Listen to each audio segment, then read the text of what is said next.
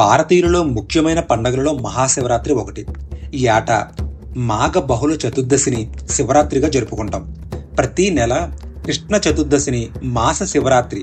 ఆవేళ కూడా ప్రార్థన చేసినప్పటికీ మహాశివరాత్రి మరింత ప్రత్యేకమైనది.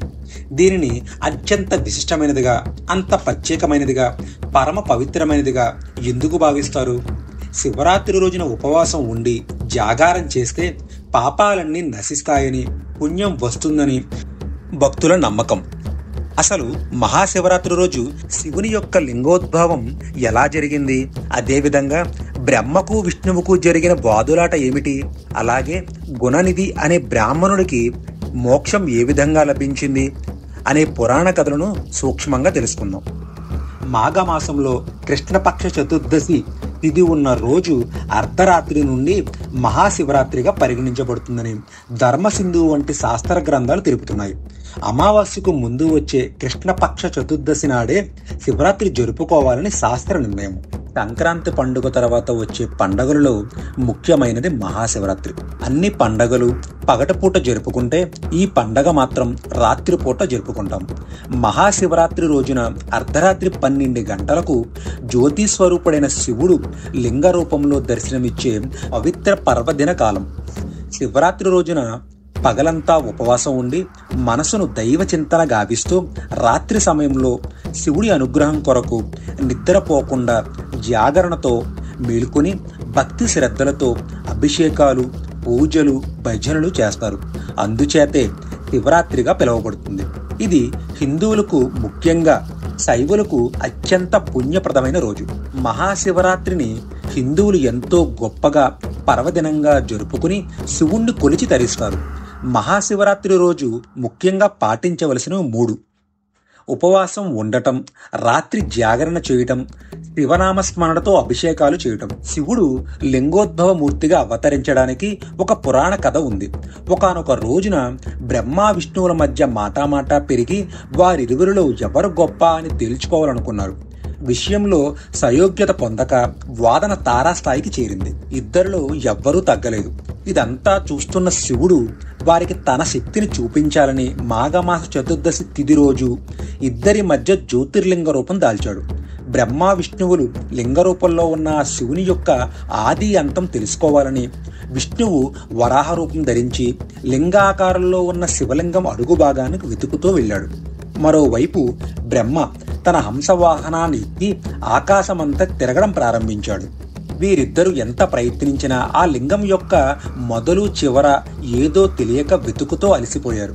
చివరికి ఇక లాభం లేదనుకుని ఇద్దరూ అలిసి శివుని వద్దకు చేరుకుని, మేము నీ శక్తిని తేల్చుకోలేకపోతున్నాము అని అడగగానే శివుడు చిరునవ్వు నవ్వి, మీలో ఎవరు గొప్ప అనే పోటీతో, వాదోపవాదనతో ఉన్నదానిని గమనించి మీ పోటీని తగ్గించడానికి నేను ఈ లింగాకారంగా అవతరించాల్సి వచ్చింది అని వారికి నిజ రూపంతో వివరించి చెబుతాడు.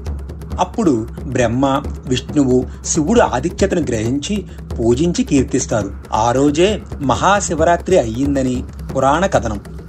బ్రహ్మ విష్ణువులే కాదు, పాపాత్ములు కూడా శివరాత్రి రోజున అనుకోకుండా నియమాలు పాటించినా సరే ముక్తి లభిస్తుందని అంటారు. అందుకు బ్రాహ్మణుడైన గుణనిధి కథే కారణం.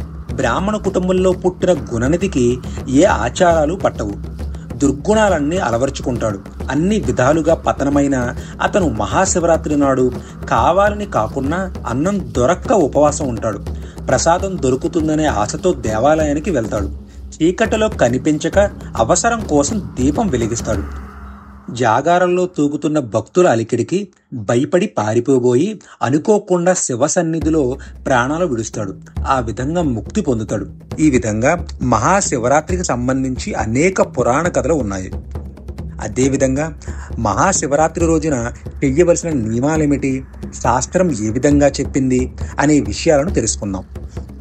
మహాశివరాత్రి రోజున బ్రహ్మీ ముహూర్తంలో నిద్రలేచి ఇల్లంతా శుభ్రపరచుకుని శుచిగా తలస్నానం చేసి పూజ గదిని శుభ్రపరచుకోవాలి. గుమ్మాలకు తోరణాలు కట్టుకోవాలి. పూజ గదిలో ముగ్గులు వేసుకుని రకరకాల పూలతో అలంకరించుకోవాలి. లింగాకారంలో ఉన్న శివునికి శుద్ధ జలాలతో, ఆవు పాలతో, పంచామృతాలతో, వివిధ పూజా ద్రవ్యాలతో, పుష్పాలతో అభిషేకించుకుని ముఖ్యంగా మారేడు దళాలను, బిల్వపత్రాలను, తుమ్మి పువ్వులను, గోగు పువ్వులను, తెల్లని పచ్చని పువ్వులతో శివనామాలను కానీ పంచాక్షరి మంత్రమైన ఓం నమఃశివాయ అని స్మరిస్తూ పూజించాలి. తాంబూలం వారి వారి స్తోమతను బట్టి అరటిపండు, జామ పండు, ఖర్జూర పండు సమర్పించి పూజ చేస్తున్న సమయంలో నిష్ఠతో శివస్తోత్రం గాని పంచాక్షరి మంత్రాన్ని గాని పఠించాలి. ప్రాంతకాలం నుండి ఉదయం 9 గంటల లోపు అభిషేకాలు చేసే పూజకు ఉత్తమ ఫలితాలు ఉంటాయి. మననం చేసేవారిని కాపాడేది మంత్రం అంటారు. కాబట్టి పరమేశ్వరుని మనస్సులో నిరంతరం మననం చేసుకోవడం వలన అష్టైశ్వర్యాలు, సుఖ సంతోషాలు, భోగభాగ్యాలు కలుగుతాయి. శివరాత్రి రోజు అర్ధరాత్రి 12 గంటలకు లింగోద్భవం జరిగింది. ఈ సమయంలో గనుక శివుణ్ణి అభిషేకిస్తే పునర్జన్మ ఉండదని ప్రతీతి. శివుడు అభిషేక ప్రియుడు.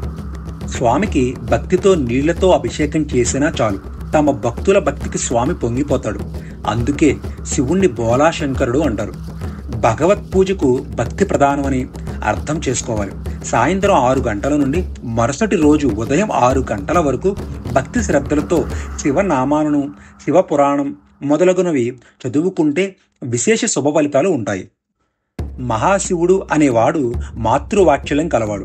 అంటే తల్లి తన బిడ్డను ఏ విధంగా రక్షించుకుంటుందో శివుడు తన భక్తుల భక్తికి పరమశించి కోరిన కోరికలను తీరుస్తూ రక్షించుకుంటాడు. మహాశివరాత్రికి పగలంతా ఉపవాసం ఉండి రాత్రంతా జాగరణ చేసి మరుసటి రోజు స్నానం చేసి మహానైవేద్యంగా అన్నం, కూరలు వండి దేవునికి నివేదన చూపించి ఉపవాసం చేసిన వారు తినే కంటే ముందే ఆవుకు బియ్యం, తోటకూర, బెల్లం కలిపి తినిపించి గోమాతకు 3 ప్రదక్షిణలు చేసి ఆ తరువాత పేదవారికి అంటే ఆకలితో అలమటించే వారికి అన్నదానం చేయాలి. పశుపక్షాదులకు కూడా అవి తినే ఆహార పదార్థాలను మరియు తాగడానికి నీటిని ఏర్పాటు చేయాలి.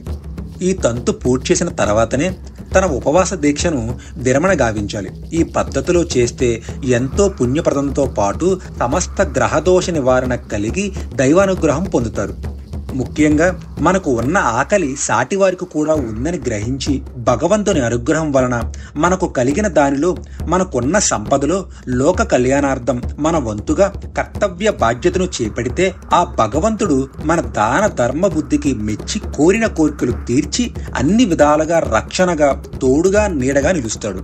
సాక్షాత్తు పరమశివుడు తన భక్తుల బాధలను స్వీకరించడానికి భిక్షాటన చేస్తూ వారు చేసే దానాలను ఏ రూపంలోనైనా వచ్చి భిక్షను తీసుకుని దానం చేసే వారిని అనుగ్రహిస్తాడు. ఈ సూక్ష్మ పరమార్థమైన విషయాన్ని గ్రహిస్తే దైవాంశ సంభూతులమవుతాము. దాన ధర్మాలు చేస్తే తిరిగి ఏదో విధంగా మన దాన ధర్మ పుణ్యఫలం మనకు, మన కుటుంబ సభ్యులకు ఏదో రకంగా లభిస్తుంది. అంటే భగవంతునికి ఏమి సమర్పిస్తున్నామో కాదు, ఏమి సమర్పించినా భక్తితో సమర్పించాలి. అంటే భగవంతునికి భక్తి ప్రధానం అన్న విషయాన్ని దృష్టిలో పెట్టుకుని ఆ పరమేశ్వరుణ్ణి పూజించాలి. ఆ బోలాశంకరుడు మీ అందరి కోరికలను తీర్చాలని మనస్ఫూర్తిగా కోరుకుంటూ మీ అందరికీ మహాశివరాత్రి శుభాకాంక్షలు. ఈ పండుగ మీకు సర్వ శుభాలను చేకూర్చాలని ఆశిస్తున్నాం.